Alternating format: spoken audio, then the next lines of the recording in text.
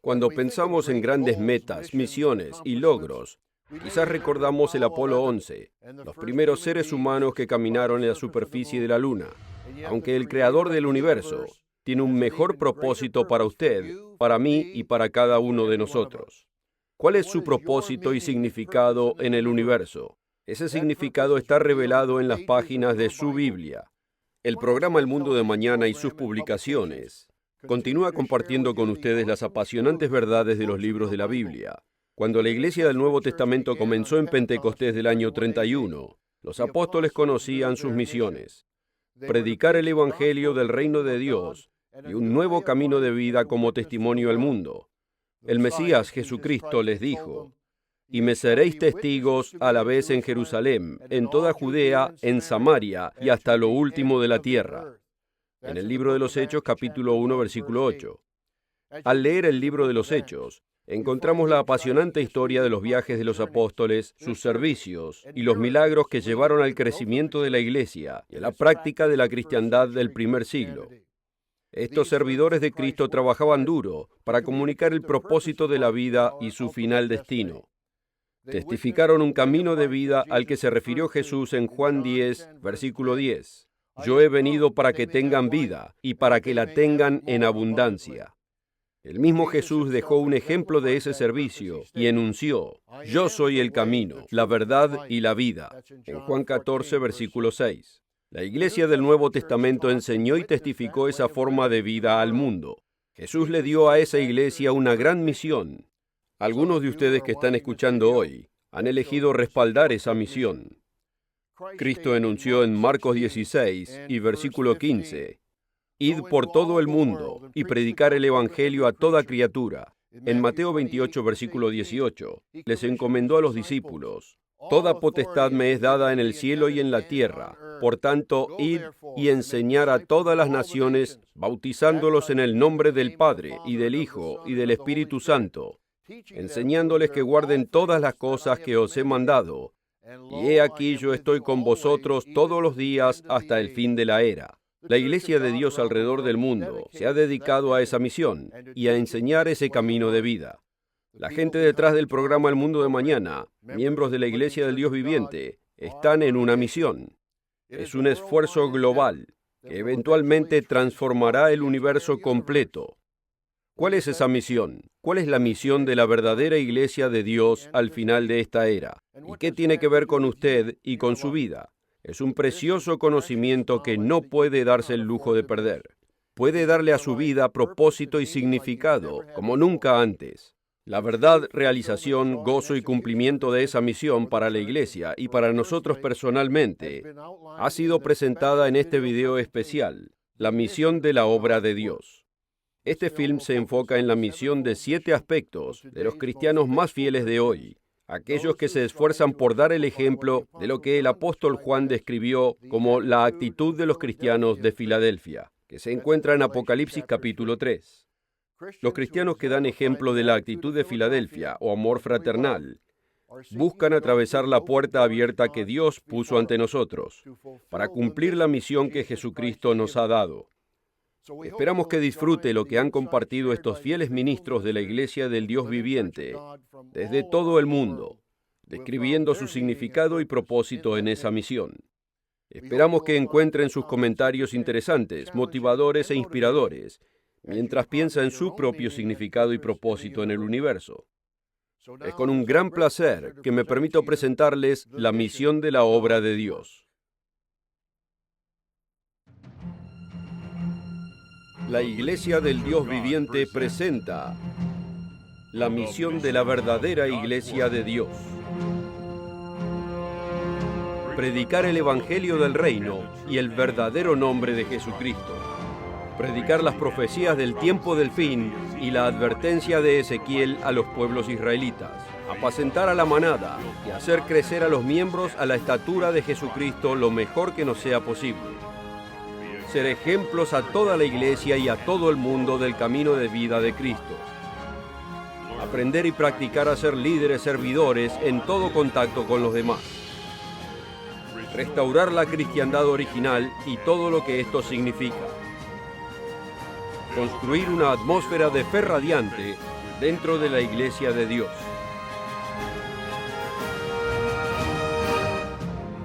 La misión de 7 aspectos. Predicar el Evangelio del Reino y el verdadero nombre de Jesucristo. Será predicado este Evangelio del Reino en todo el mundo para testimonio a todas las naciones, y entonces vendrá el fin. La predicación del Evangelio es crucial. La Biblia dice que este Evangelio será predicado y publicado a todas las naciones y entonces vendrá el fin. Es un enunciado crucial para cierto momento. El señor Armstrong siempre enfatizó esto. Debe ser predicado el Evangelio del Reino de Dios a todas las naciones y entonces vendrá el fin. A menos que hagamos la obra, hasta que no prediquemos el Evangelio, el fin no llegará. Esto es muy importante porque es un mandamiento de Jesucristo. Él dijo: id a todo el mundo y predicad el Evangelio, las buenas noticias a todas las naciones. Debemos obedecer ese mandamiento.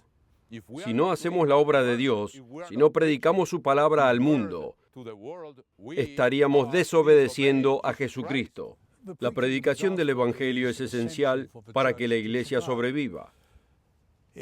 Si la iglesia pasa a ser un club social para encargarnos de nosotros mismos, de nuestras necesidades individuales, inmediatamente dejamos de cumplir la responsabilidad primordial que nos dio nuestro Padre. Somos llamados no para nuestra propia salvación, somos llamados para ayudar a salvar a toda la humanidad.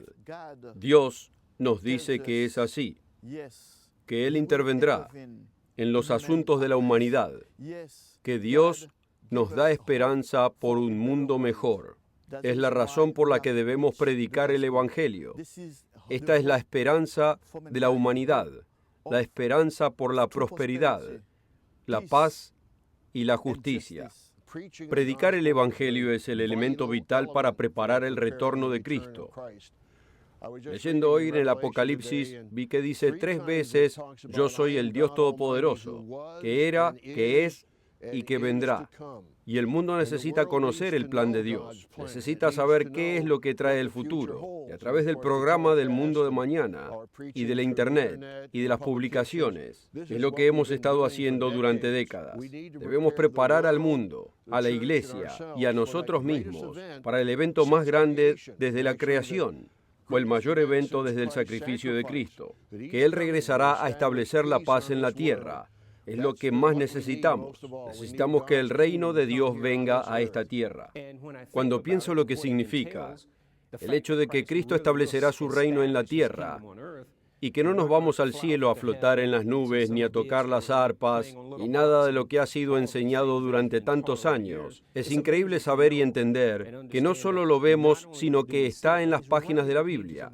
Cuando pensamos en el Evangelio del Reino y que podemos advertir a la humanidad de los horrores que están por acontecer, pero que podemos escapar a esto si es que uno se torna a Dios y lo obedece a Él. Cristo dijo: si me amas, guarda los mandamientos. Así que el verdadero amor es entender el Evangelio, entender que incluye toda la ley, toda la palabra de Dios. Esa es una de las buenas cosas de la viviente, que no estamos restringidos a predicar toda la palabra de Dios. ¿Qué está queriendo crear Dios en nosotros? Está intentando crearse a sí mismo. Dios se está reproduciendo a sí mismo en nosotros. El señor Armstrong lo redujo al quid de la cuestión. Hay un camino de dar y un camino de obtener. Si usted quiere entrar en la familia de Dios, tiene que aprender el camino de dar. ¿Cómo le es posible entender la verdad, el propósito de la humanidad, lo que significa en realidad el Evangelio del Reino de Dios? ¿Cómo puede saber lo que le está por ocurrir al mundo y a este país y no sentirse comprometido en dar y en hacerle saber a los demás? ¿Nos interesa la futura familia de Dios? No es una familia nacida todavía, pero en su momento será. ¿Nos interesa sembrar esa mies o nos interesa lo que nos conviene a nosotros? Podemos monitorearnos. ¿Está mi corazón en esto o estoy interesado en lo que más me conviene a mí y a mi familia y quizás a mi congregación? Esta es una parte crítica de nuestro entrenamiento, en moldear nuestra mente en el interés del prójimo. El verdadero evangelio nos inspira a una meta que es mucho mayor de lo que podemos imaginar. Ser parte de la verdadera familia de Dios por toda la eternidad es algo emocionante. La gente no se emociona por irse al cielo, o sentarse en una nube, o comer crema de queso Filadelfia, como dice una publicidad. Pero la gente se emociona por ser parte de la verdadera familia de Dios y por resolver los problemas que existen en esta tierra, por tener una vida productiva por el resto de la eternidad. Predicar el Evangelio del Reino de Dios es lo más importante que podemos hacer nosotros en esta iglesia y en este momento. Por supuesto que incluye a Jesucristo porque Él va a ser el rey de este reino. El señor Armstrong siempre decía que en un reino se necesitan individuos, leyes y un rey. Las Escrituras dicen que debemos predicar las buenas nuevas del reino de Dios. Y hay otra escritura que dice, y Jesucristo, porque después de todo Jesucristo es el rey de ese reino, es el corazón de todo el concepto del reino de Dios. Reino en griego significa soberanía real y poder.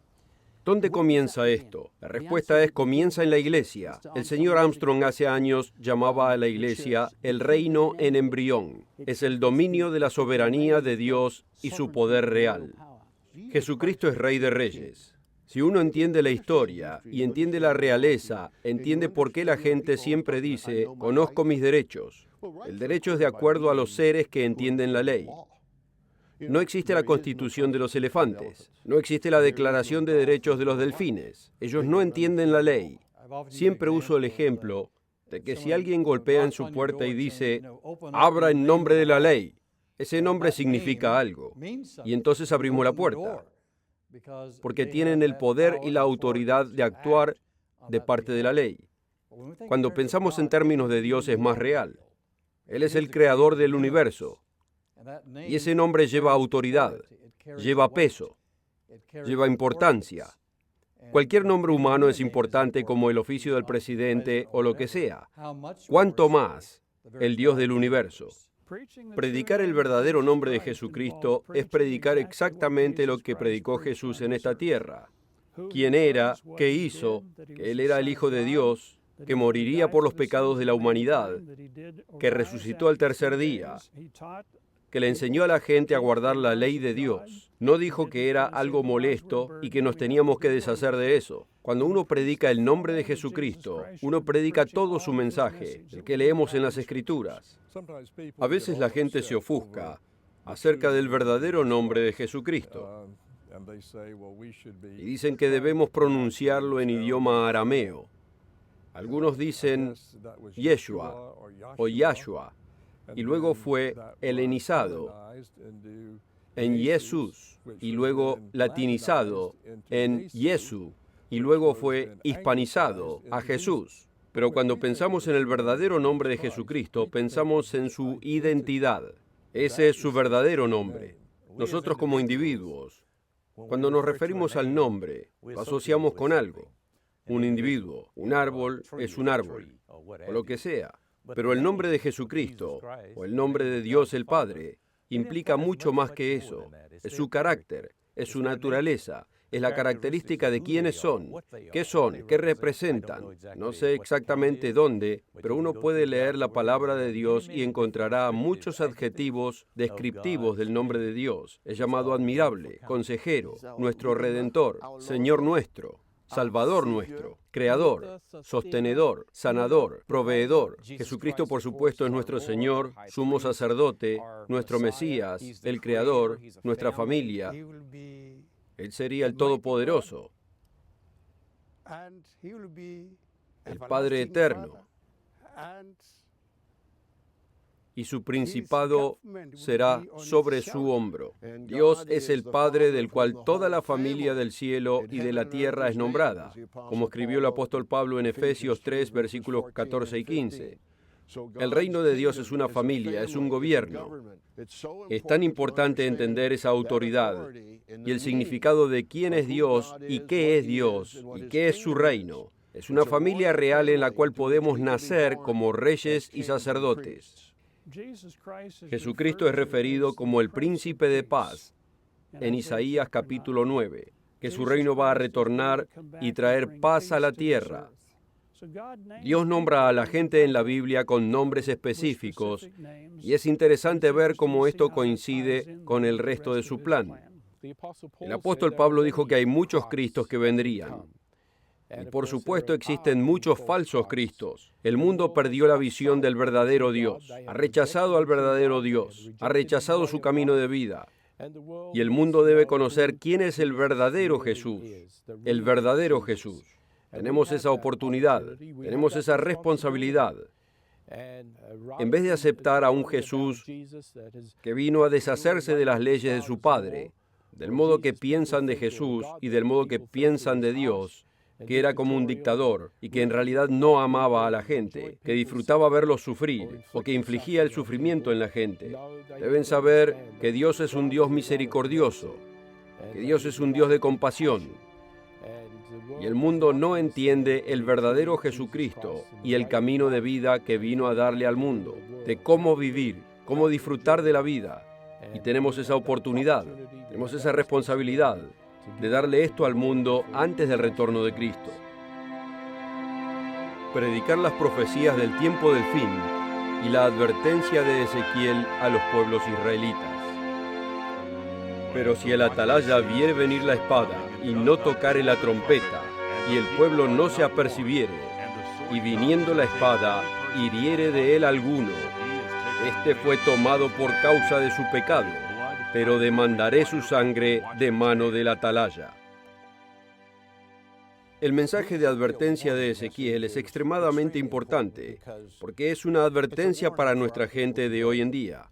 Cuando vemos el libro de Ezequiel, vemos que él da un mensaje no solamente a los judíos, sino a la casa de Israel. Por supuesto, nosotros entendemos que la casa de Israel no es lo mismo que los judíos, aunque él le dio esa advertencia más de 100 años después de que Israel haya ido en cautividad. Entonces nos he dicho que él debe advertir a la casa de Israel acerca de una cautividad futura. Mucha gente dice, ¿por qué debemos de hacer esto? Y por supuesto nos estamos refiriendo acerca del capítulo 3 de Ezequiel y el capítulo 33 de Ezequiel. Cuando Dios le dio la comisión a Ezequiel, le dijo, tú irás a la casa de Israel. Cuando Ezequiel estaba vivo, ¿dónde estaba la casa de Israel? ¿Saben que ya estaba en cautividad? Así que esta comisión no era para los días de Ezequiel, era para nuestros días. Por supuesto, Jesús señaló en Mateo 24 que una gran tribulación está en camino. Así que debemos advertirle a la gente acerca de esa gran tribulación. Además está señalada en Daniel 12, en Jeremías 30, versículo 7, como el tiempo de angustia para Jacob. Debemos advertirle a la gente que huya de la ira que se viene. La advertencia básicamente dice, pero si se apartaran de mí, van a venir consecuencias muy serias. Y si me obedecen, recibirán bendiciones. Pero hay mucha gente que hoy no cree que exista un Dios. Pero cuando uno lee el libro de Ezequiel, dice que esta frase es usada unas 70 veces, y sabrán que yo soy el Señor. Y esa frase es enunciada en el contexto de cuando estas profecías en el libro de Ezequiel y otros lugares en la Biblia comiencen a tomar lugar y van a sacudir a este mundo. Y cuando esta gente vea que acontecen estas cosas, y si escuchan el mensaje de advertencia, van a darse cuenta que esto es real. Hay una gran cantidad de gente a la que le debe ser dicho lo que se viene. Hay que hacerles saber porque se viene una tribulación a nuestra gente, y cuando estén en tribulación se van a encontrar en una terrible situación, y si han oído el mensaje, van a ser alentados a conocer que se va a acabar, y va a llegar el regreso de Jesucristo. No es la voluntad de Dios que nadie perezca. Dios ama a todo el mundo. En su momento Él salvará a todo el mundo. Les dará una elección. Mi oración es que tenga misericordia de toda esa gente. Ellos no saben lo que nosotros sabemos. Tenemos la advertencia. Y nuestra obra es advertir a las naciones que se arrepientan. Dios sabe lo que está haciendo. Y sabe cómo despertar nuestra atención, y es lo que está haciendo. No solo a los que llama primeros frutos, sino a toda la humanidad. Así que el dolor a veces es necesario para despertar la atención. Y Él es un Dios de amor. Y cuando trae dolor y sufrimiento, es porque nos ama. Simplemente quiere despertar nuestra atención. Quiere que cambiemos nuestra dirección. El amor ágape es muy distinto del modo que el mundo interpreta el amor. Dios por amor corrige a sus sirvientes. Él poda a aquellos que Él ama. Dios es un Dios de amor, pero también es un Dios que no tolera el pecado y nos comanda que nos arrepintamos. Y Él quiere que nosotros vivamos como Él ha vivido desde un principio, porque sus mandamientos reflejan su mente. Como dijimos, es un Dios de amor. Es lo que define su naturaleza, su carácter. Y quiere que nosotros desarrollemos esa naturaleza y ese carácter también.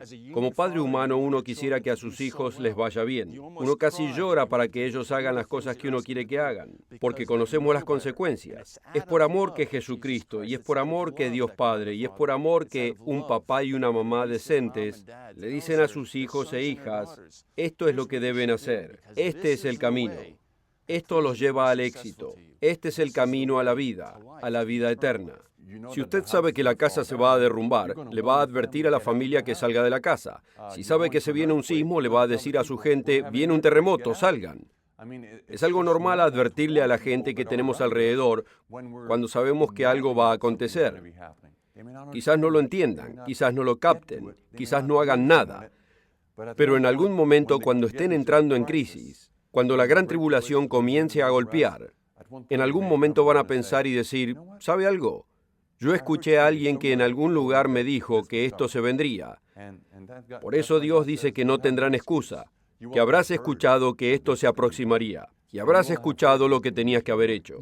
Dios nunca oculta nada de su gente. Cuando Él provocó grandes acontecimientos en la historia, Él siempre le informó a su gente con anticipación. La vida de los profetas del Antiguo Testamento era siempre la misma. Ahora nos encontramos nuevamente en la misma situación. Esto es lo más importante en este momento, que informemos al mundo de lo que se aproxima, para que ellos sepan lo que se viene y por qué se viene.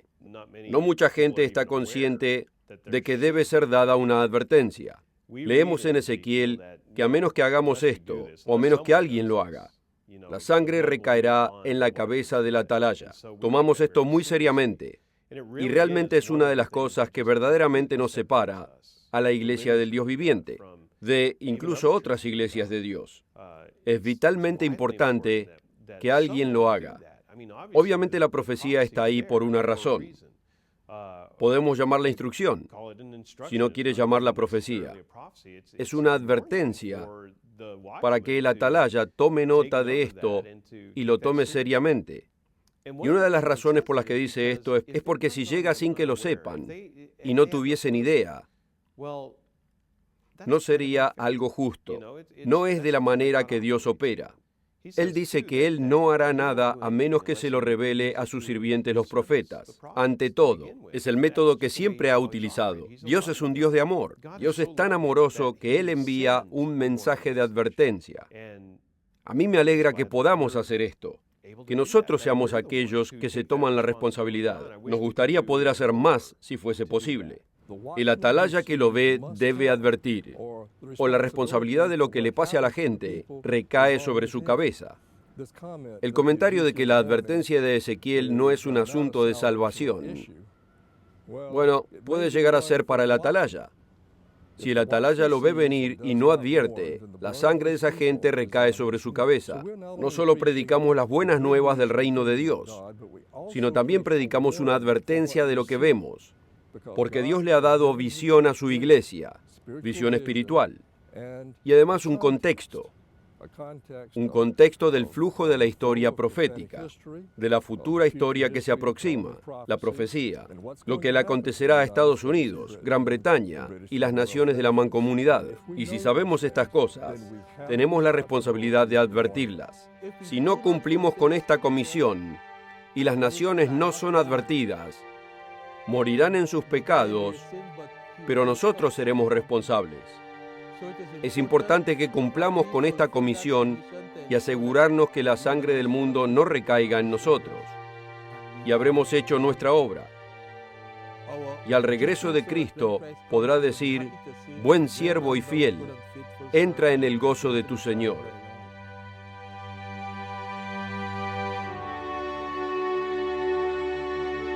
Apacentar la manada de hacer crecer a los miembros a la estatura de Jesucristo lo mejor que nos sea posible. Cuando acabaron de desayunar, Jesús dijo a Simón Pedro: Simón, hijo de Jonás, ¿me amas más que a estos? Sí, Señor, tú sabes que te quiero, le contestó Pedro. Jesús le dijo: apacienta mis corderos, pastorea mis ovejas, apacienta mis ovejas. Apacentar las ovejas, creo que es algo que está muy cerca del corazón de Jesucristo. Después de haber resucitado, creo que todos sabemos cómo Él le preguntó a Pedro, cuando les preparó el desayuno cerca del mar de Galilea, y Él lo miró a Pedro y le dijo: ¿me amas? Y Pedro le dijo: sí, Señor, tú sabes que te quiero. Y Él le contestó: pastorea mis ovejas. Y le preguntó 3 veces, en el contexto del amor, si lo amaba a Él. Y Él le dijo: alimenta mis ovejas y pastorea mis ovejas. Es algo muy cercano al corazón de Jesucristo. Pedro fue instruido a que alimente a las ovejas de Dios, que alimente a las ovejas con alimento apropiado para ellos, basado en la palabra de Dios, particularmente en el amor de Dios, enfocado en un profundo fundamento en términos del proceso de la alimentación. Debemos alimentarnos de Cristo, absorbiendo su palabra. Alimentarse de Cristo en realidad es alimentarse de la Biblia. Como dijo David de Dios: el Señor es mi pastor y me provee con pastos delicados. Así que Él proveyó para David, su sirviente, el alimento espiritual que necesitaba. Y la Biblia describe a la palabra de Dios como el pan de vida. Vemos en Mateo 4, versículo 4, que Cristo dijo: no solo con pan vivirá el hombre, mas con toda palabra que sale de la boca de Dios. Dios no se refería al alimento físico, sino al alimento espiritual. Los ministros tenemos la responsabilidad de alimentar al rebaño con un buen alimento espiritual. Parte de nuestra responsabilidad es dejar en claro el entendimiento de la Escritura. Nuestro trabajo es dar el significado de lo que dice el versículo. Parte de lo que hacemos es enseñar la ley de Dios y el espíritu de esa ley a la gente, así como un pastor sobre su rebaño, enseñarle y guiar a la gente en el camino de Dios. Parte del proceso de alimentación realmente incluye a cada miembro ayudando y alentando a los otros miembros. Yo no me veo dentro de una congregación como el único que da el alimento. Creo que mi trabajo es ciertamente alimentar y animar y fortalecer e inspirar y educar a la gente. Pero creo que mucho del crecimiento y proceso de alimentación acontece al generar una atmósfera en la cual los otros miembros ayudan a animar y fortalecerse entre ellos. Esto lleva al crecimiento y es algo que todos y cada uno de nosotros estamos incluidos, ya sea con un rol pastoral o ya sea dentro de la congregación. Y pensamos: bueno, yo no tengo autoridad, pero podemos ser una gran ayuda en alimentar y ayudar al rebaño sin importar qué rol en particular tenemos. Viniendo de un país de criadores de ovejas, donde las ovejas sobrepasan al número de gente por 20-1, yo diría que las ovejas son específicas en lo que necesitan. No son como los chivos que comen cualquier cosa. Las ovejas necesitan una buena dieta, que debe ser proveída por el pastor. Una buena calidad de pastos, que se acomode a su necesidad. Alimentar a la manada en sentido espiritual es proveerles el alimento que necesitan. Un buen pastor notará deficiencias en su crianza y lo asociará con la deficiencia del alimento del rebaño que ciertamente necesitan para obtener una buena alimentación en su momento apropiado. Las ovejas, por supuesto, son muy receptivas del pastor, el cual es responsable de cuidarlas. Ellas dependen de él y esperan de él por su sustento. Las ovejas no se cuidan a sí mismas, lo que es algo asombroso.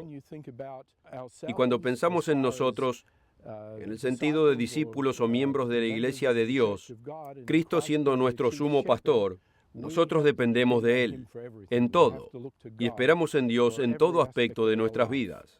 Yo tengo ovejas en mi casa y es muy interesante verlas qué clase de animales humildes que son.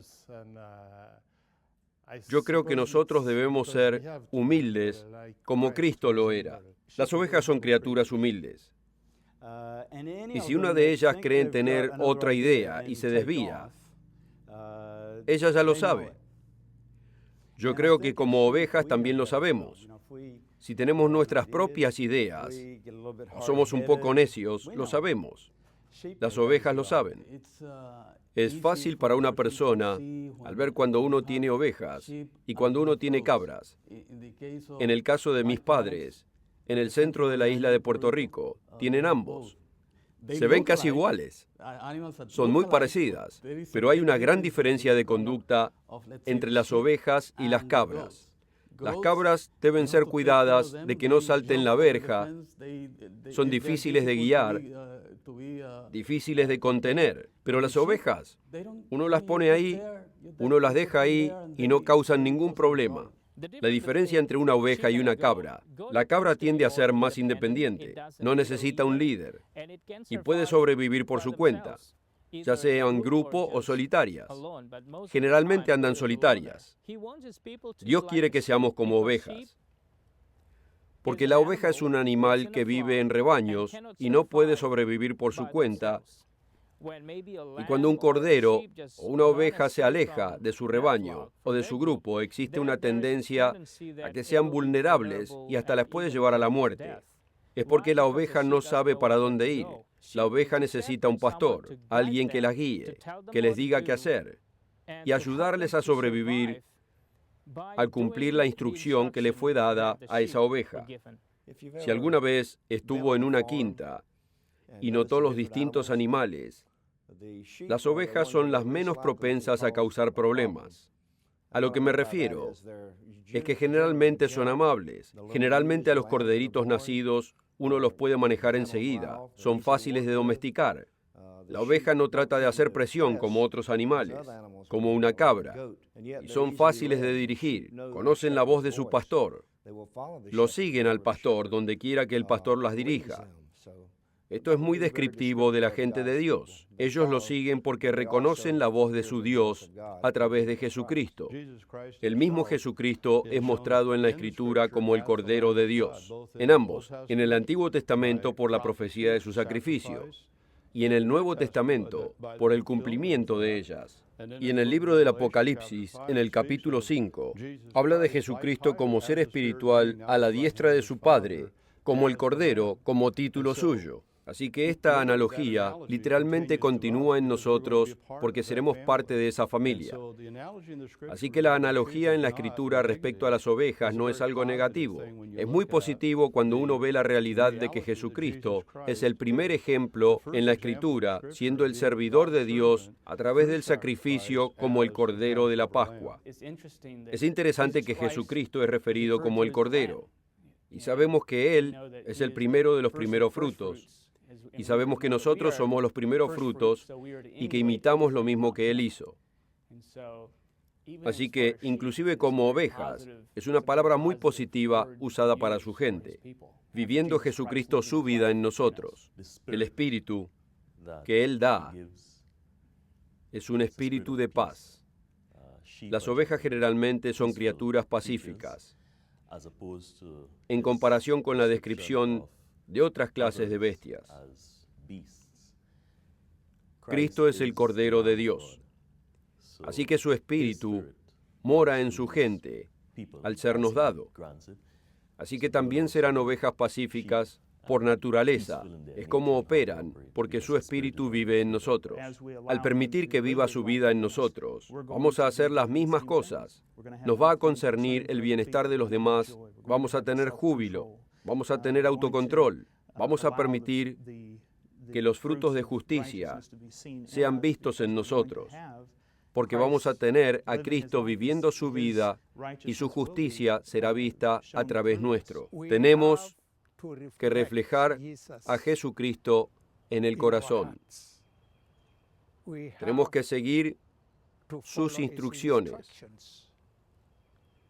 En Gálatas, capítulo 2, versículo 20, la escritura favorita del Dr. Meredith, nos dice que nosotros estamos crucificados con Jesucristo. Y Jesucristo vive en nosotros porque nosotros reflejamos su atributo, su carácter en nosotros. Si Jesucristo vive en nosotros, entonces podemos imitar lo que Jesucristo nos ha mostrado, observando, obedeciendo y a través de un camino de vida pacífico. Aprendemos a practicar la justicia, justificación, y de este modo, haciendo lo que corresponde, somos una luz a los demás, especialmente disfrutamos de una vida agradable, porque Dios está con nosotros, está en nosotros, y de ese modo caminamos con Él. Debemos tener a Cristo viviendo en nosotros para poder vencer al mundo. Debemos tener a Cristo en nosotros para poder vencer a Satanás y nuestras propias debilidades. Todo lo que hagamos que es noble y bueno es porque Cristo vive en nosotros. La mente carnal es enemistad contra Dios. El corazón es engañoso y absolutamente perverso. No tenemos la fortaleza ni tenemos el poder humano para cumplir la ley de Dios de amor. Nos es dicho en Romanos 5, versículo 5, que el amor de Dios está derramado en nuestro corazón por el Espíritu Santo. Así que cuando Cristo vive su vida en nosotros, podemos dar los frutos del Espíritu: amor, gozo, paz, paciencia, benignidad, bondad, fe, mansedumbre, templanza o autocontrol. Así que irradiamos los frutos del Espíritu Santo de Dios. Como dice en Juan 15:8, en esto es glorificado mi Padre, en que llevéis mucho fruto. Al vivir Cristo en nosotros, nos dirige a través de la iglesia y sus ministros. Nos dirige a través del estudio bíblico y a través del Espíritu de Dios nos dirige. Así es, debemos ser ovejas que siguen al gran pastor y ser obedientes y ser amables y ser sumisos. Ser ejemplos a toda la iglesia y a todo el mundo del camino de vida de Cristo. Vosotros sois la sal de la tierra, pero si la sal perdiera su sabor, ¿con qué será salada? Vosotros sois la luz del mundo. Así alumbre vuestra luz delante de los hombres, para que vean vuestras buenas obras y glorifiquen a vuestro Padre que está en los cielos. Ser un ejemplo a la gente de Dios en el mundo en realidad es un mandamiento de Dios, ¿no es cierto? ¿No nos dice que seamos luces asentadas sobre un monte? Alguien a través del cual Él pueda trabajar, a través de quien Él pueda atraer gente a su iglesia. Él quiere poder magnificarse a sí mismo y magnificar a su iglesia y a la importancia de su iglesia. Y podemos ser usados para lograr eso, ya sea como escalón para que otros puedan llegar a Él, o por el contrario ser piedra de tropiezo para que la gente no llegue a Él, si es que demostramos un ejemplo erróneo. Por supuesto, Dios quiere que seamos el buen ejemplo, que Él pueda usarnos para que la gente pueda llegar a Él. La membresía es vital para la misma membresía. Se representan unos a otros y somos inspirados por ellos. Deben internalizar lo que les es enseñado por la palabra de Dios y ayudar a otros hermanos a través de sus acciones. Pero no es solo dentro de la congregación a los que inspiran. Esto llega hasta sus empleos, hasta sus familias, y ellos expresan lo que saben con el Espíritu de Dios en ellos. Son pacientes, son amables, cariñosos, gentiles. Los frutos del Espíritu, como dice en Gálatas capítulo 5, definitivamente está ahí dentro de ellos. Si decimos ser cristianos, lo que básicamente decimos es: yo soy un discípulo, un representante de Jesucristo. Decimos atender la iglesia del Dios viviente. Nuestra conducta debe ser algo ejemplar. Y así como Dios quería que Israel fuese un ejemplo, así los demás deseaban formar parte de Israel físico. Nosotros debemos dar ese ejemplo, un ejemplo genuino, caminando del modo que caminó Jesús. Entonces atraeremos a otros a la iglesia de Dios en el Israel espiritual. Cristo nos llamó a nosotros. para ser ejemplos, para ser la luz.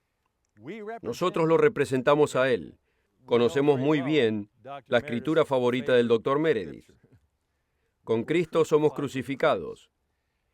Y del modo que Él vive en nosotros, es como nosotros seguimos a ese Espíritu, dirigiéndonos en nuestras vidas. Un buen ejemplo es mucho más importante que un largo sermón. Alguien dijo, prefiero ver un sermón que escuchar un sermón. Puede que seamos vecinos de alguien que nos haya estado observando, saliendo cada sábado, yendo a algún lado, regresando. Puede que no sepan a dónde vamos o qué es lo que hacemos cuando llegamos ahí, pero reconocen que somos diferentes, que actuamos distinto, nos relacionamos con ellos distinto, que tenemos un temperamento distinto. Está además en nuestra conducta, en nuestro lenguaje, en la forma de vestir, en nuestras creencias, quién y qué somos y lo que hacemos. Esto es lo que pienso, en la mayoría de los casos, en aquellos que no están ahora en la iglesia, pueden aprender de aquellos que están en la iglesia, a través de su conducta y su madurez. Trabajamos en la oficina, en la calle principal de un pequeño pueblo. Todos saben que somos la iglesia del Dios viviente. Y les digo al personal, si usted sale por la puerta del frente, usted está a la vista. Y si tiene una discusión, o hace algo que no debe, la gente que pasa por ahí o los que viven ahí lo verán y dirán, ajá, esa es la iglesia del Dios viviente. Ahora vemos quiénes son. A donde vayamos, podemos ser una luz para el mundo. La gente está siempre observando. Yo trabajaba en relaciones públicas. Una de las cosas que siempre hacíamos era asegurarnos de intentar expresar un mensaje consistente de quiénes somos. Porque si alguna vez usted envía un mensaje fuera de tono, por así decirlo, muy pronto lo identificarán de ese modo.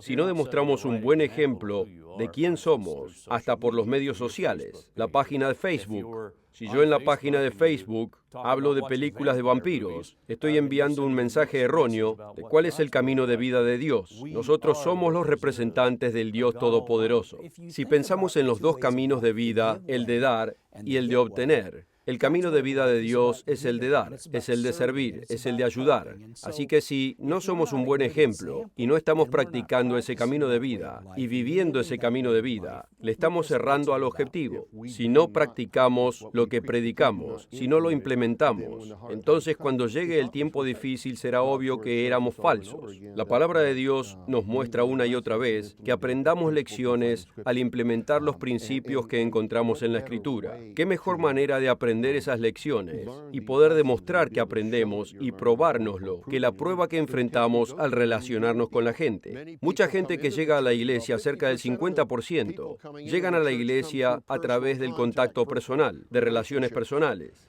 Y por supuesto, tenemos el ejemplo de 1 Corintios capítulo 7, donde Pablo dice, ¿cómo sabéis, oh mujeres, si quizás salvarás a tu marido? ¿O cómo sabéis, oh maridos, si quizás harás salva a tu mujer? Refiriéndose a que su pareja no está en la iglesia. Y conozco ejemplos de hace años.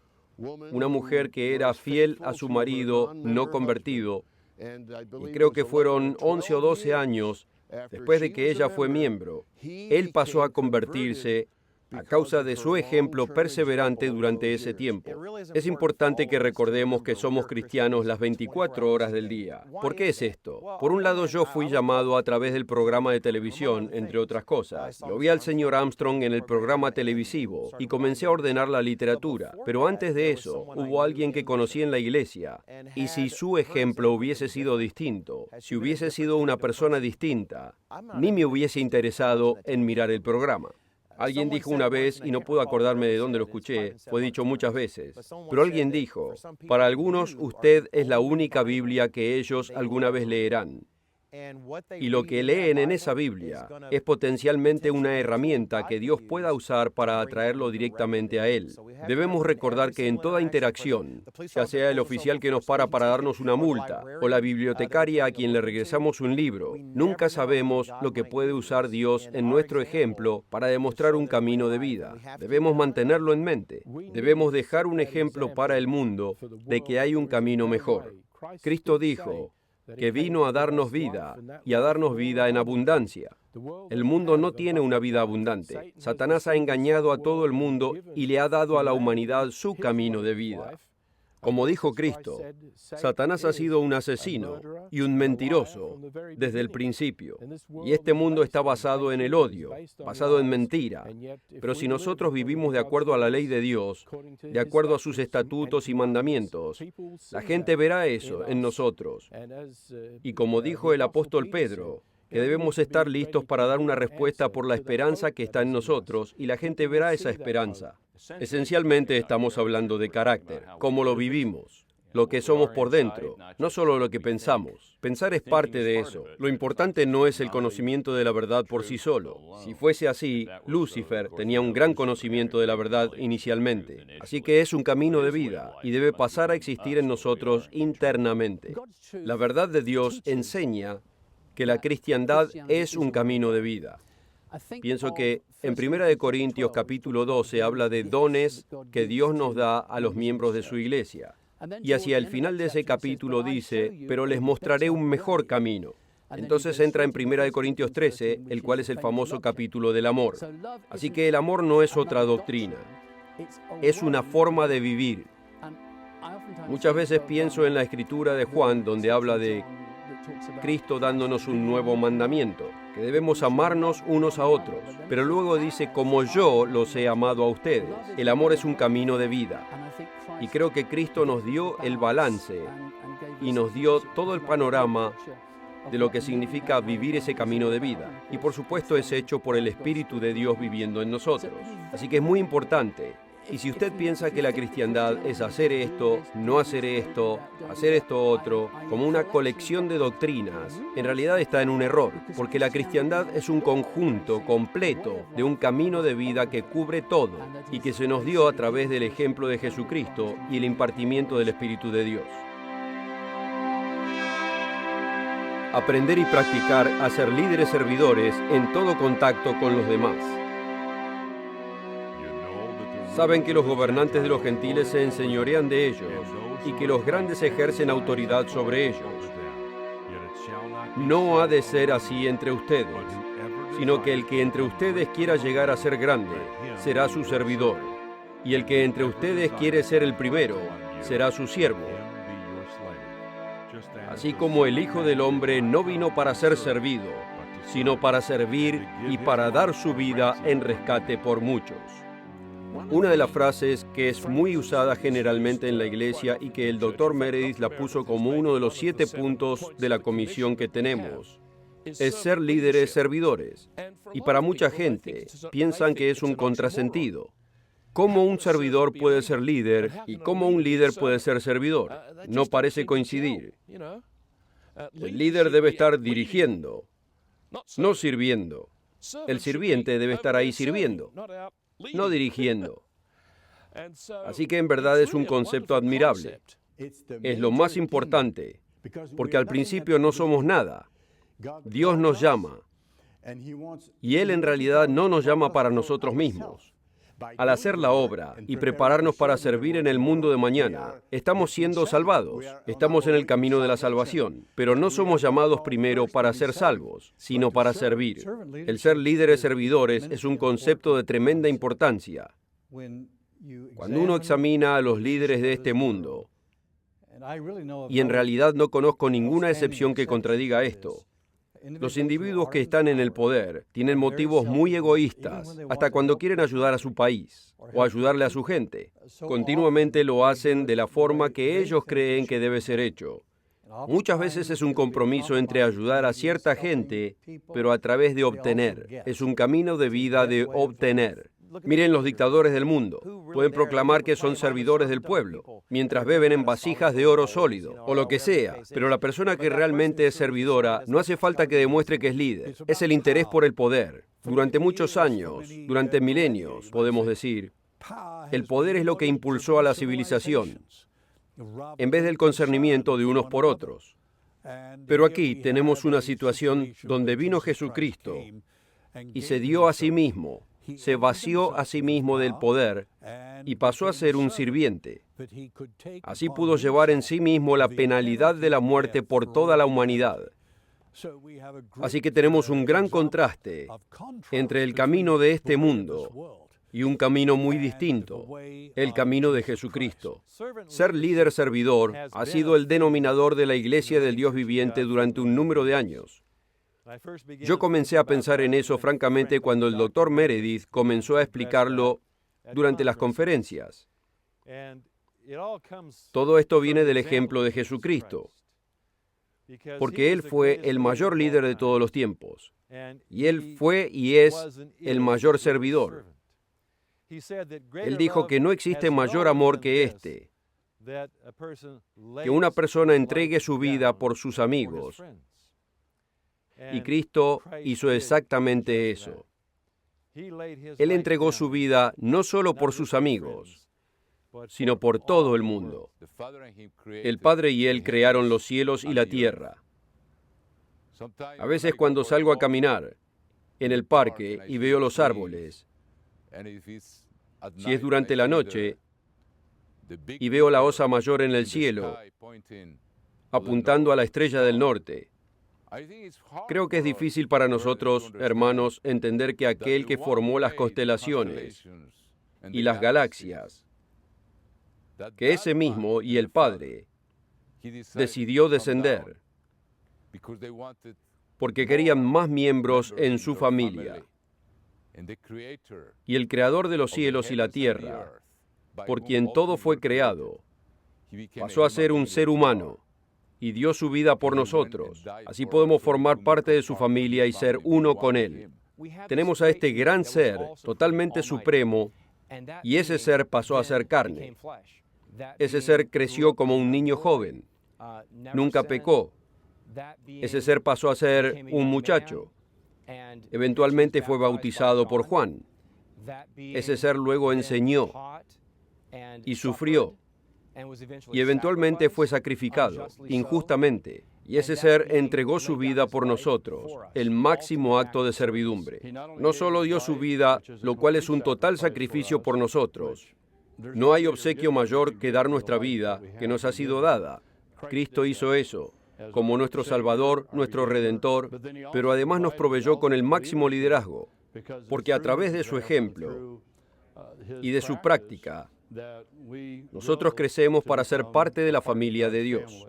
Él dejó bien en claro que debemos servirnos unos a otros si queremos ser grandes en el reino de Dios. Creo que el principio y el proceso de pensamiento que nos demuestra en el Evangelio es que si queremos entrar en el reino de Dios, lo hacemos al poner a otros antes que nosotros. Yo pasé la mayor parte de mi vida, o de mi juventud, debería decir, siguiendo mi propio liderazgo y haciendo lo que quería hacer porque es lo que uno quiere hacer. Y nunca me di cuenta que lo que dejaba de lado era a la gente, mi relación con la gente. Mi relación con la gente en ese tiempo era decirles qué hacer y que salieran de mi paso porque yo estaba por pasar. Una vez que usted tiene el Espíritu de Dios, uno ve una perspectiva distinta. Uno ve que la otra persona vale más que uno mismo. Y uno tiene la responsabilidad de ayudar que ese valor se incremente. Jesús dijo que Él vino a servir y no a ser servido. Él se puso de rodillas y les lavó los pies. Es interesante que Él no dice nada antes de comenzar a hacerlo. Incluso el contexto parece indicar que existe una discusión de quién era el mayor. Imaginemos el escenario donde ellos están discutiendo, uno contra otro. Y él se levanta, quizás ni lo notan cuando se para, y pone agua en una vasija, toma una toalla y comienza a lavar sus pies. Y obviamente hace que dejen de discutir cuando se dan cuenta, y les lava los pies a todos, incluyendo a Judas. Y luego hace una pregunta. ¿Saben lo que hice? ¿Se dan cuenta lo que les intento decir? Y claro que no se dan cuenta. Y creo que dice algo muy interesante entonces. Él podría haber dicho, bueno, les dejo un ejemplo para que hagan lo mismo. Pero antes de eso, Dice, yo soy el Maestro y Señor. Yo soy el superior. Y a causa de que soy el superior, y mi voluntad es hacer esto por ustedes, para mostrarles lo que era familiar para ellos, qué es lo que hacía un sirviente. Si yo hago esto por ustedes, como Maestro y Señor, ustedes deben poder hacer esto por los demás. Tenemos esta oportunidad única de cuidarnos unos a otros, de una manera muy distinguida. Somos servidores de los demás, siervos, que vivimos totalmente unos por otros. Primeramente Dios, somos esclavos unos de otros, lo cual es algo hermoso. Jesucristo como ejemplo máximo, Él le lavó los pies a Judas. Es un concepto increíble pensar cómo pudo haber hecho algo así. Cristo, quien sabe todas las cosas, sabiendo lo que se aproximaba, Él conocía el próximo paso, exactamente lo que haría Judas. Pero esa idea de que igual lo hizo, porque no era el caso de que Judas sería libre. Todos pecamos y nos quedamos cortos, pero tenemos la compasión, la humildad, el amor, el máximo concernimiento por los demás. Es lo que significa ser líderes servidores. Él enunció que vino para servir, no para ser servido. Así que el asunto está en la actitud. Está expresando una actitud. Su actitud era una de servicio, y creo que quiere que sus testigos, sus servidores, que adopten esa misma actitud de servicio. Y siento que cuando intentamos adoptar esa actitud, vivir esa actitud, en vez de tener una mentalidad de obtener, como decía el señor Armstrong, tendremos la actitud de ¿qué puedo hacer para ayudar? ¿Qué puedo hacer para servir? ¿Qué puedo hacer para mejorar la vida de otro individuo? Jesús se entregó a sí mismo por el mundo y entregó su vida día tras día sirviendo a sus apóstoles, sirviendo a sus discípulos. Compartió tiempo con ellos día tras día, hora tras hora.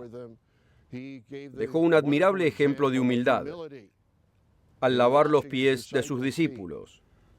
Él era aquel máximo maestro, pero además nos dio el ejemplo de servir totalmente unos a otros. Y dijo, aquel que es el más grande entre ustedes será el servidor, o será su siervo. Así que debemos seguir el ejemplo de Jesucristo en tener una actitud de servir y de dar. Como Jesús dijo en los Hechos 20, versículo 35, más bienaventurado es dar que recibir. El camino de Dios es uno de servir, uno de dar, de solidaridad y de ayudar. Restaurar la cristiandad original y todo lo que esto significa. Y yo también te digo que tú eres Pedro, y sobre esta roca edificaré mi iglesia, y las puertas del Hades no prevalecerán contra ella. Y a ti te daré las llaves del reino de los cielos. Y todo lo que atares en la tierra será atado en el cielo, y todo lo que desatares en la tierra será desatado en el cielo. Jesucristo enseñó a su iglesia. Él vino a levantar y edificar a su iglesia. Fue el fundador y el autor. La cristiandad original tiene que ser el fundamento de lo que enseñamos, lo que hacemos, lo que está escrito en la Biblia. La cristiandad original tiene que ser nuestro fundamento ahora. Creo que prefiero el título de cristiandad original, enseñando lo que enseñaron originalmente los apóstoles. Eso lo resume. Me gusta la cristiandad apostólica, pero es importante para nosotros tener la designación correcta, primeramente de cristiandad original versus apostólica, y creo que esto fue una buena decisión. Cristiandad apostólica deja mucho espacio para una mala interpretación. Hay muchas denominaciones que lo aplican mal, que significan ciertas cosas que no necesariamente son verdaderas. Lo aplican a ciertas eras, a ciertas edades, ciertas denominaciones, como ya mencioné. Pero la cristiandad original para mí implica la forma en que Dios Padre y Jesucristo siempre vivieron. No es algo que se originó recientemente, que apareció en la escena. Es algo que siempre estuvo ahí, siempre fue parte de su carácter, siempre fue su forma de vivir. Cristo dijo que Él es el mismo, ayer, hoy y por siempre.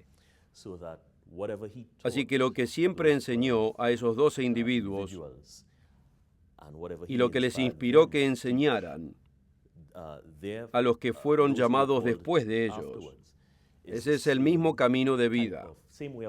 Es el mismo tipo de cristiandad que es esperado de nosotros. La cristiandad original es muy importante porque la cristiandad de hoy simplemente no es la cristiandad de la Biblia. Y Jesucristo y los apóstoles son el fundamento, junto con los mismos profetas, por supuesto, son el fundamento. Jesús es la piedra angular. ¿Por qué quisiéramos dirigirnos a Orígenes o a Tertuliano u otros individuos que llegaron y fueron influenciados por la filosofía griega? Y es un hecho de la vida. Si vemos en la historia, eso fue lo que los influenció. Y no queremos esa clase de cristiandad. Eso es un Jesús distinto, un espíritu distinto, un evangelio distinto. La cristiandad original tiene que ser el estándar por el cual vivimos. Como sabemos hoy, en el mundo de cristiandad convencional, hay tanta confusión acerca de qué es lo que hay que hacer, qué hay que creer, y cuánto de lo que la gente cree son simplemente tradiciones. Son simplemente supersticiones que fueron pasadas y la gente ya no sabe por qué fue enseñado o por qué hacen lo que hacen. El concepto de lo que se ve hoy en la llamada cristiandad no es lo verdadero. Si Jesucristo viniera a espiar por la tierra, a ver cómo anda, reconocería lo que es predicado, reconocería lo que es enseñado. Y a veces uno abre una mente simplemente al indicar eso. De hecho, escuché un programa que hicimos recientemente que despertó a alguien. No estaban en la iglesia, pero vieron el programa de Cristo versus la cristiandad. Y se dieron cuenta que estaba en lo cierto. Si yo tomo lo que representa a Jesucristo, lo que predicó, lo que él esperaba, cuál fue el propósito para la humanidad, y lo comparo con la cristiandad de hoy, están en contradicción. Darse cuenta que la cristiandad de hoy no es la cristiandad de Jesucristo, no es la cristiandad original, es una de esas cosas que ayuda a abrir la mente y darse cuenta que esta no es la cristiandad de Jesucristo, y tengo que tomar una decisión. Este mundo fue engañado por un falso Dios, y el mundo no conoce el camino hacia la paz y la felicidad y la prosperidad.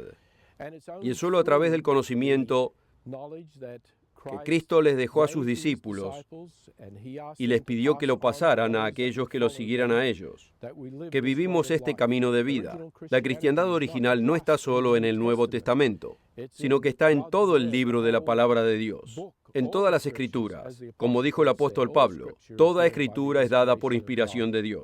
La temprana iglesia fue desviada de curso durante los 3 primeros siglos, por gente que podía que tenga buena voluntad, pero fueron muy engañosos, introduciendo enseñanzas falsas, disfrazadas de cristiandad. Un libro de mi biblioteca fue escrito por Will Durant, el cual hace un interesante enunciado. Dice, la temprana cristiandad no destruyó al paganismo, sino que adoptó al paganismo. Existe otro Jesús. En 2 de Corintios capítulo 11, uno puede leer que hay otro Jesús. Es un falso Jesús, que tiene cabello largo. Nació el día de Navidad, a medianoche, quien vino a abolir la ley, cuando Cristo dice que no vine a abolir la ley, el cual es el Señor del domingo, cuando el verdadero Jesús es el Señor del sábado. Y la señal que lo distingue de cualquier otro tipo de cristiandad que sea falsa, de una falsa cristiandad, es el día sábado y los 7 días santos, las 7 festividades de Dios. Eso es lo que define la cristiandad original, la cual existe hasta hoy. Y nosotros somos parte de ella. Practicamos exactamente lo mismo. Guardamos los mismos días y las mismas fiestas que Jesucristo, el verdadero Cristo. Muchas veces escuchamos decir que Cristo era un judío. Ciertamente era un judío. De hecho, guardó los mandamientos que él mismo dio. Era físicamente de la tribu de Judá. Pero él continuó un paso más allá.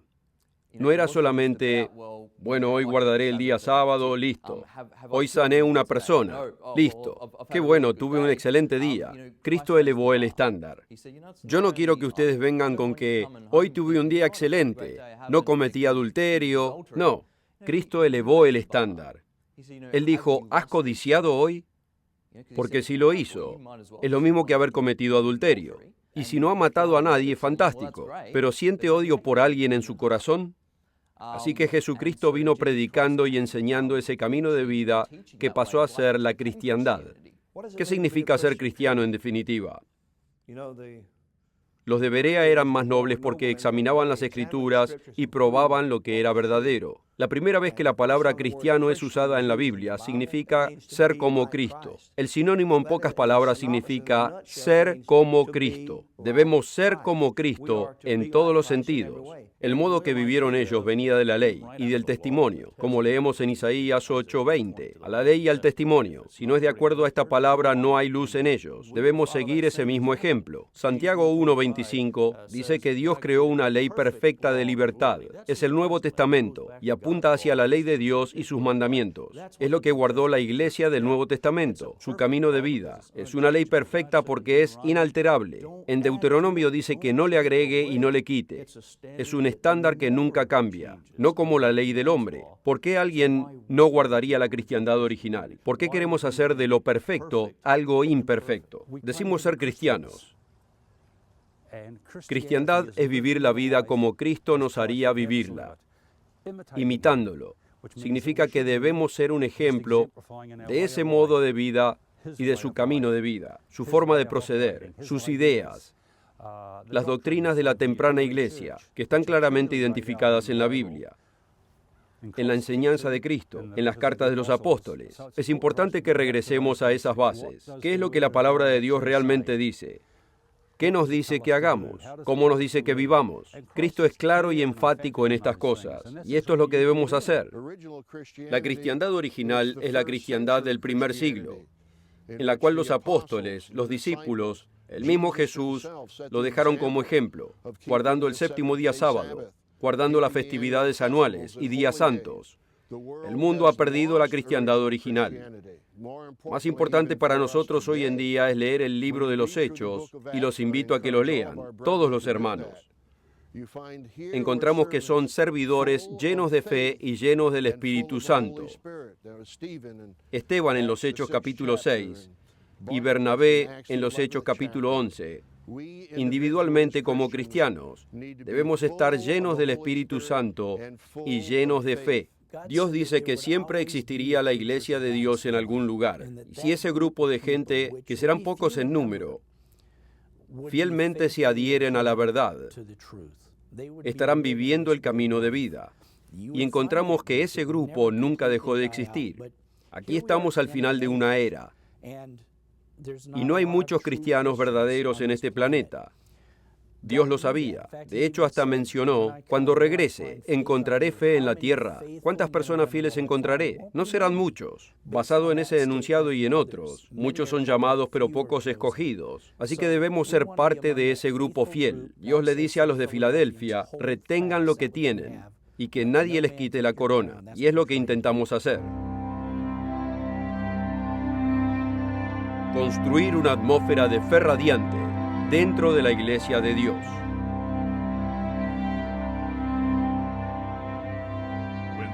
Cuando el Hijo del Hombre venga, ¿hallará fe en la tierra? Sin fe, no podemos agradar a Dios. Sin fe uno no puede agradar a Dios. Si uno no tiene fe, no puede agradar a Dios. Sin fe es imposible agradar a Dios.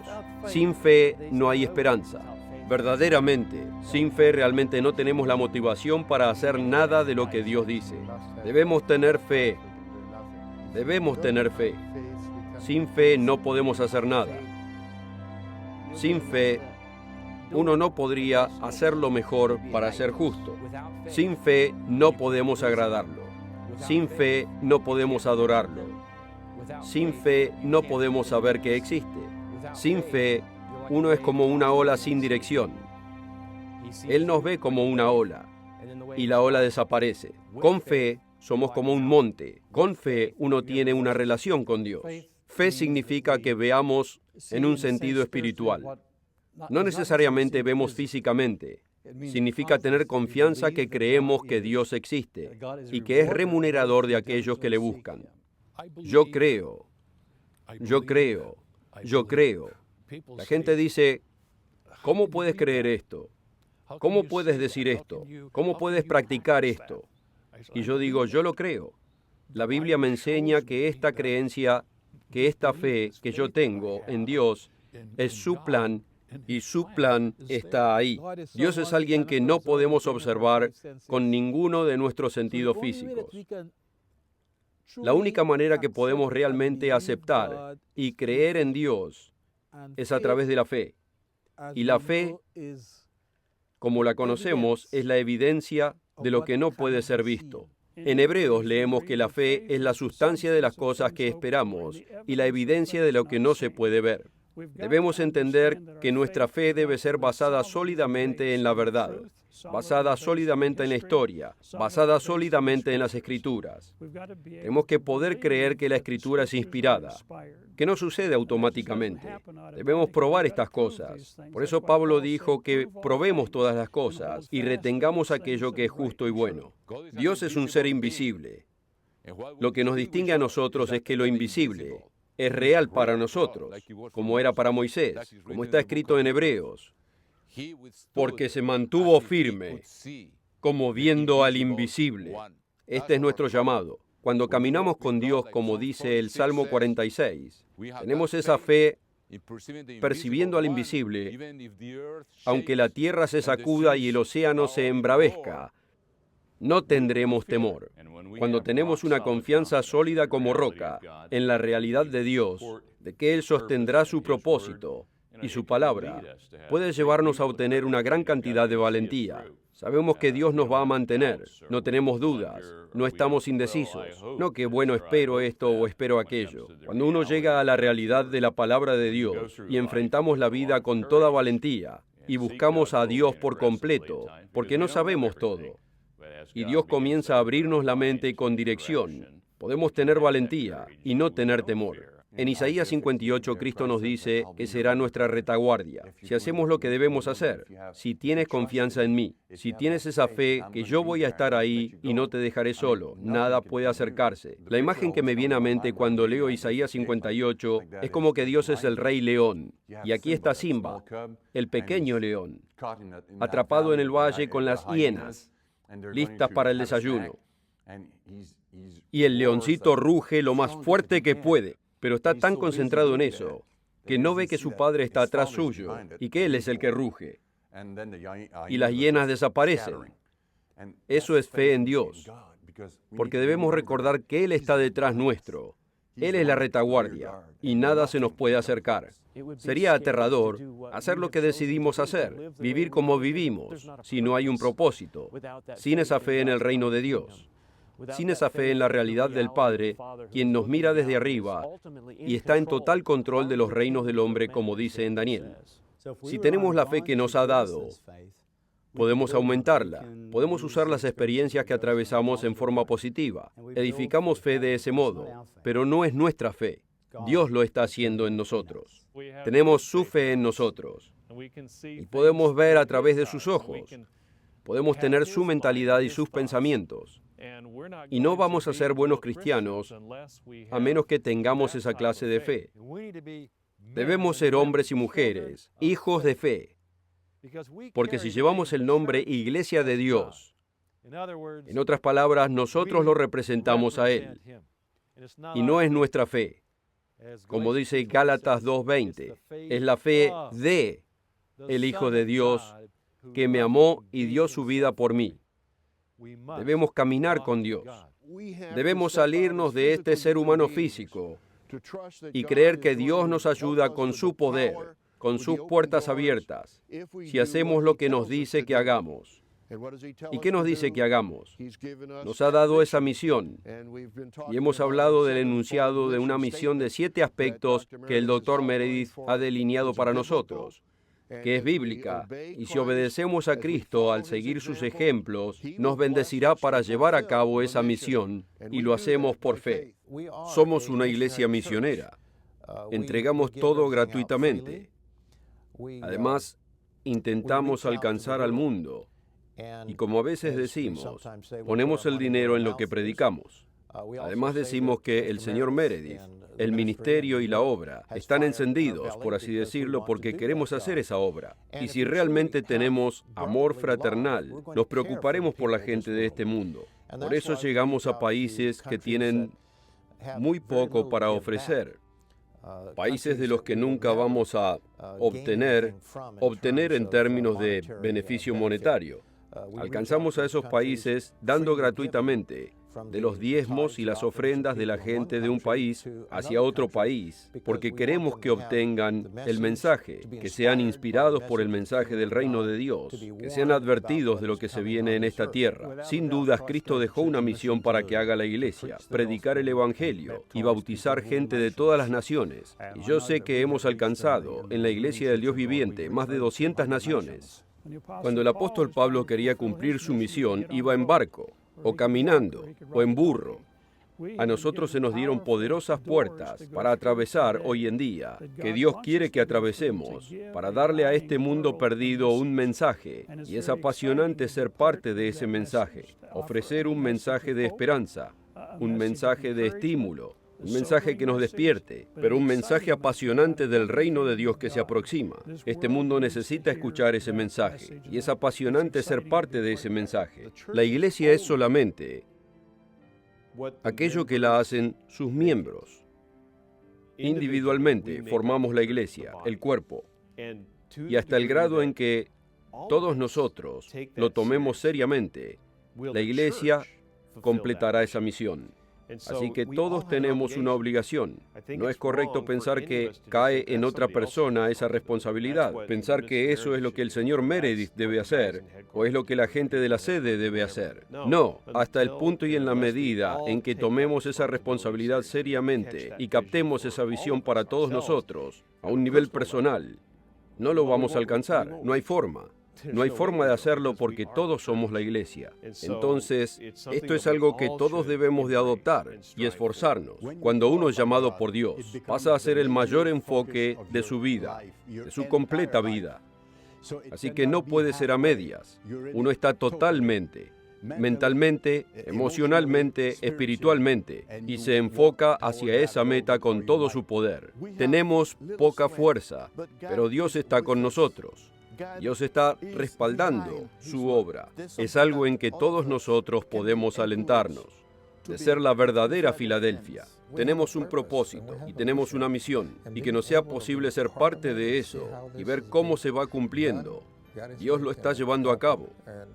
Y wow, qué alentador para todos nosotros ser parte de eso. Nosotros en la misión de Filadelfia queremos poseer ese amor de Cristo para irradiar los frutos del Espíritu Santo de Dios, para irradiar el mismo carácter y la mentalidad de Cristo, porque somos llamados para ser reyes y sacerdotes en la misma familia real de Dios.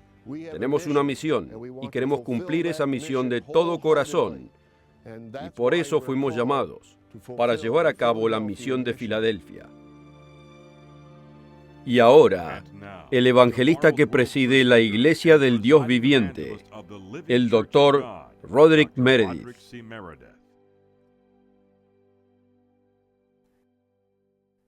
Hermanos, me fue pedido que explique qué es la Comisión de 7 aspectos y por qué es tan importante que tengamos esta comisión.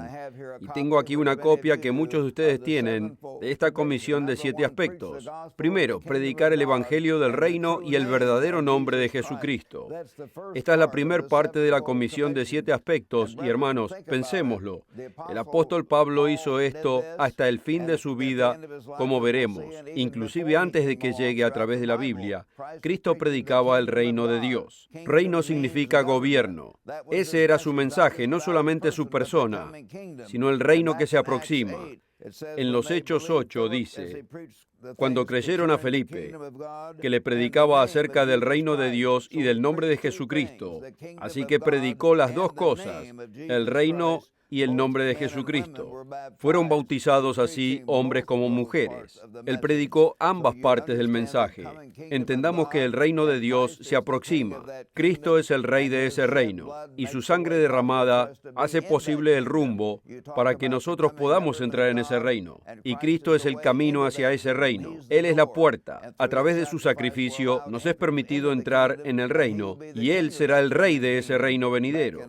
En los Hechos capítulo 28, hacia el final de la vida de Pablo, él no empezó a enseñar algo distinto. Notémoslo, los Hechos 28, versículo 30. Y Pablo se quedó 2 años enteros en su casa de alquiler y recibía a todos los que a él venían. ¿Y qué predicaba? Predicando el reino de Dios primeramente y enseñando acerca del Señor Jesucristo con toda confianza y sin impedimento, llevando a cabo los 2 aspectos de este primer punto: el reino de Dios y el nombre de Jesucristo. La segunda parte es predicar las profecías del tiempo del fin y la advertencia de Ezequiel a los pueblos israelitas. Ya hemos explicado qué importante es la advertencia de Ezequiel. Una gran tribulación se aproxima, y esa tribulación se viene primeramente en los descendientes británicos y el pueblo americano, los descendientes de José.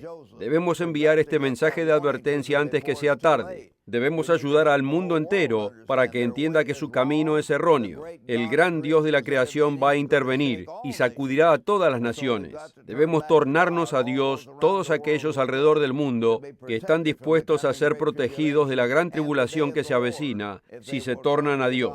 La tercera parte de la comisión es apacentar a la manada y hacer crecer a los miembros a la estatura de Jesucristo lo mejor que nos sea posible. En esta obra intentamos enseñarle el camino de Dios, un completo camino de vida. Y lo estamos alimentando, enseñándole los detalles del reino de Dios que se aproxima, y lo que significa, las leyes de Dios, los caminos de Dios, y el verdadero nombre de Jesucristo, lo que representa. Esperamos que usted crezca a la medida de la estatura de la plenitud de Cristo. Con Cristo viviendo en usted, así puede entrar en el reino de Dios. La cuarta parte de estos 7 aspectos es ser ejemplos a toda la iglesia y a todo el mundo del camino de vida de Cristo.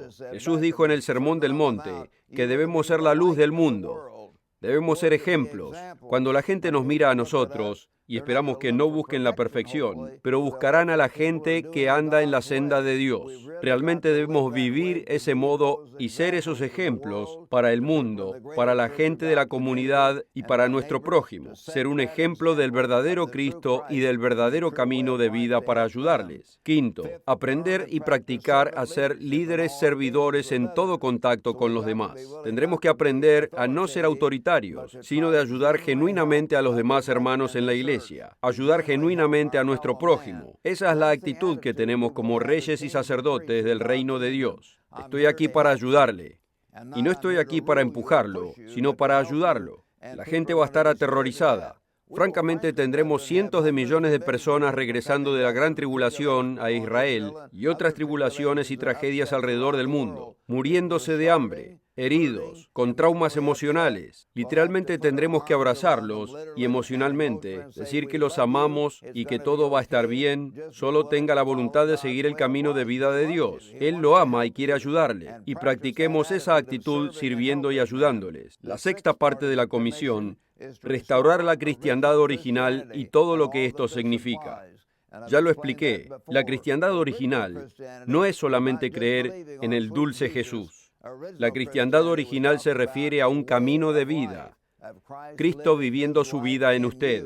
Ellos obedecieron los mandamientos de Dios, caminaron con Dios, guardaron el sábado a través del libro de los Hechos, guardaron los días santos. Y en Zacarías 14, como vimos en el sermón del comienzo de la fiesta, cuando Cristo regrese, todas las naciones subirán a Jerusalén a guardar, no para ver a los judíos como lo guardan, sino a guardar la fiesta de los tabernáculos. Van a aprender a adorar a Dios y a guardar sus festividades que representan su plan.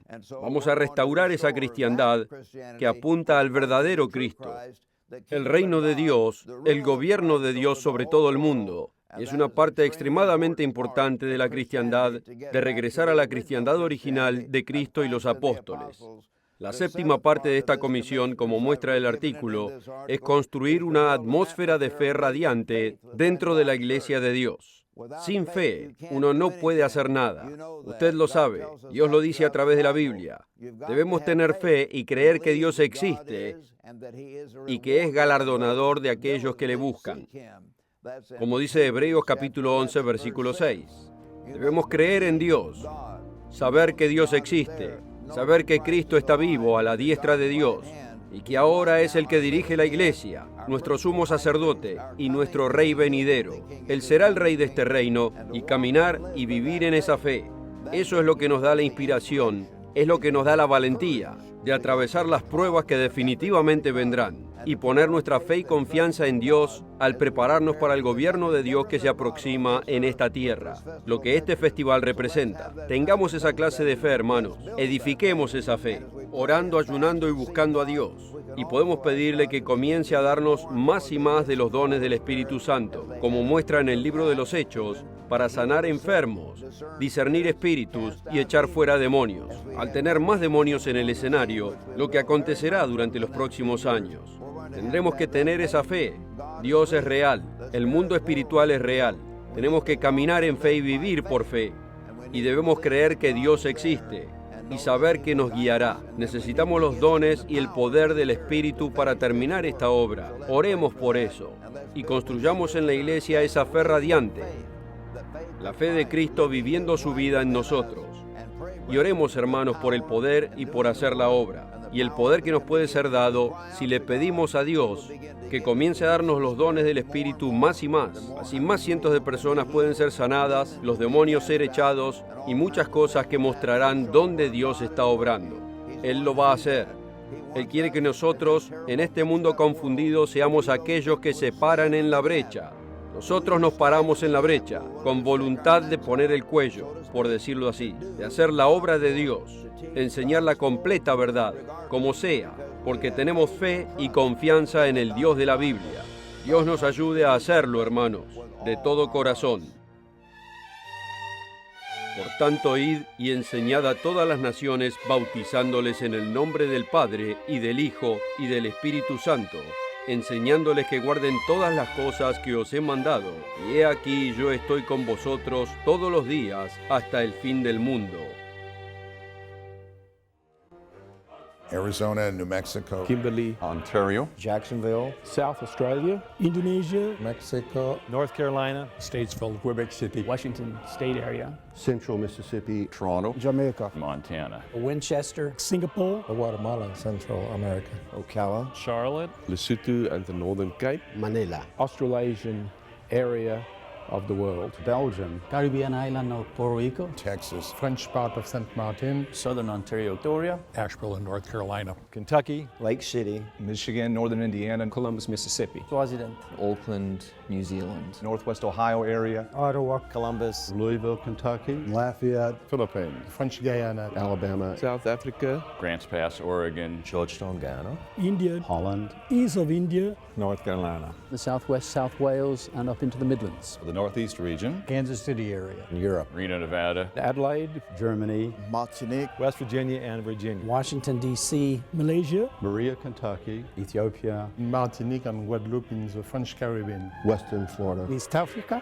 Philippines, Burundi, Indianapolis, Indiana, Faraday, Baltimore, Charlotte, Thailand, Malaysia and Southeast Asia, Luzon and Visayas areas of the Philippines, California, New Orleans, Bay Area in California, Southeast England, Canada, Brisbane, Australia, Central Texas, Adelaide, Birmingham and Montgomery, Alabama, Akron and Pittsburgh, Guadeloupe, Charlotte, North Carolina, Montreal, Tennessee, Madagascar, Trinidad, Myanmar, Charlotte, Cincinnati, Harrisburg, Pennsylvania, Terre Haute, Indiana, Cape Town, South Africa, Rwanda, Thomasville, Georgia, St. Martin and Haiti, Indonesia, Charlotte, North Carolina, the Spanish-speaking world, Trinidad, Barbados, Guyana, Brazil, St. Lucia, and Grenada.